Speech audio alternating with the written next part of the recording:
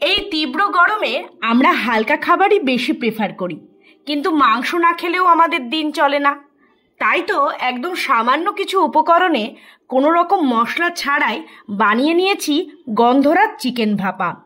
এইভাবে চিকেন বানালে সেটা শরীরের পক্ষে খুবই উপকারী হবে। তাহলে চলুন শুরু করা যাক। গন্ধরাজ চিকেন ভাপা বানানোর জন্য আমি এখানে 600 গ্রাম চিকেন ভালো করে ধুয়ে পরিষ্কার করে নিয়েছি। এবার চিকেনে 1 চামচ নুন, গোলমরিচ আর গন্ধরাজ লেবুর জেস্ট দিয়ে আধ ঘন্টার জন্য ম্যারিনেট করে রাখবো।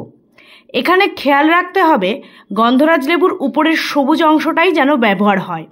সাদা অংশ পড়লে রান্না কিন্তু তেতো হয়ে যাওয়ার সম্ভাবনা থাকবে। এই রান্নার জন্য নিয়ে নিয়েছি 3টে ছোট সাইজের পেঁয়াজ, 4 টুকরো রসুন, কয়েকটা কাঁচা লঙ্কা আর 15 থেকে 20টা কাজু বাদাম। এবার সব কিছুর একটা ফাইন পেস্ট বানিয়ে নেব। চিকেন ভাপার জন্য একটা টিফিন বাটিতে তেল মাখিয়ে নেব। এরপর এক এক করে চিকেনের টুকরোগুলোও বাটিতে দিয়ে দেব। যে পেঁয়াজ, রসুন আর কাজু বাদামের পেস্টটা বানিয়েছিলাম সেটাও চিকেনে ঢেলে দেব। আদা আমি সব সময়ের জন্য পেস্ট করে রেখে দিই, তাই আলাদা করে আর পেঁয়াজের সাথে পেস্ট করিনি। 1 চামচ আদা বাটা তাই পরে অ্যাড করলাম। এর সাথে আর দেব অল্প পরিমাণে ফ্যাটানো টক দই। সব কিছু ভালো করে চিকেনের সাথে মাখিয়ে নেব।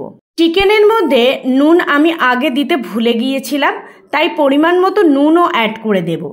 যেহেতু রান্নাটা গন্ধরাজ চিকেনের, তাই 1 চামচ পরিমাণে গন্ধরাজ লেবুর রসও দিয়ে দেব। উপর দিয়ে আরও কিছুটা লেবুর জেস্ট, 4-5টা কাঁচা লঙ্কা, সর্ষের তেল আর গন্ধরাজ লেবুর পাতা দিয়ে দেব।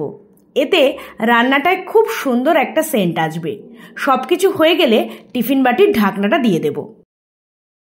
এবার একটা কড়াইতে কিছুটা পরিমাণে জল দিয়ে তাতে একটা স্ট্যান্ড বসিয়ে তার উপর টিফিন বাটিটা দিয়ে কড়াইতে ঢাকনা দিয়ে 1 ঘন্টার জন্য ভাপাতে দিয়ে দিলাম। 1 ঘন্টা পর গ্যাস অফ করে ঢাকনা খুলে বাটিটা নামিয়ে নেব কড়াই থেকে।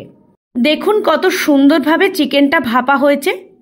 রান্নাটা দেখতে যতটা সুন্দর হয়েছিল, খেতে কিন্তু হয়েছিল তার দ্বিগুণ টেস্টি। আপনারা এখনও এভাবে চিকেন রান্না না করে থাকলে অবশ্যই বাড়িতে বানিয়ে ট্রাই করুন।